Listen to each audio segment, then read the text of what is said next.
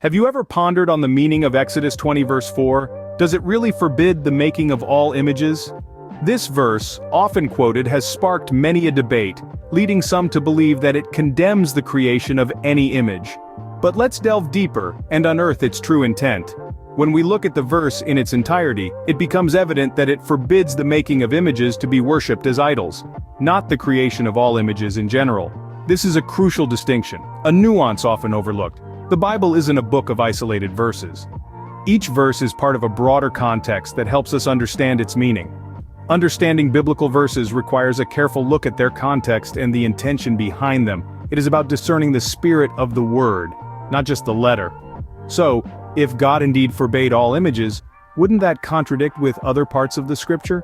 How about we take a look at the biblical evidence of images used in God's temples? Delving into the intriguing world of the Old Testament, we find ourselves in 1 Kings chapter 7 verse 36. It's here that the scripture vividly describes cherubim, lions and palm trees, all intricately carved on the panels of God's temple. Quite an artistic scene, isn't it? Now these were not idols for worship, but mere decorations enhancing the grandeur of the temple.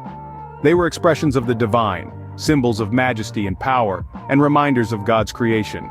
They brought life to the temple walls. But they never took the place of God in the hearts of the faithful. This distinction is crucial. God's commandment in Exodus 20 verse 4 forbids the creation of images for worship, not the crafting of artistic expressions. So it's clear that God did not forbid all forms of images, but only those that are made to be worshipped. Still not convinced?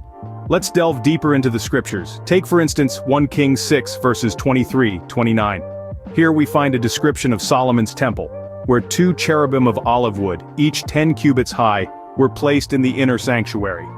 The cherubim were covered with gold and their wings spread out to touch each other's wingtips. The walls around the temple were also carved with figures of cherubim, palm trees and open flowers. Then, there's Exodus 25 verses 18-19, which details God's instructions to Moses for the Ark of the Covenant. God explicitly commanded the making of 2 cherubim of gold at the ends of the mercy seat. Lastly, Numbers 21 verses 8-9 recounts how Moses made a bronze serpent at God's command. When the Israelites looked at it, they were healed from the venomous snake bites. These verses reinforce the idea that what God truly forbids is not the making of images but the worship of these images.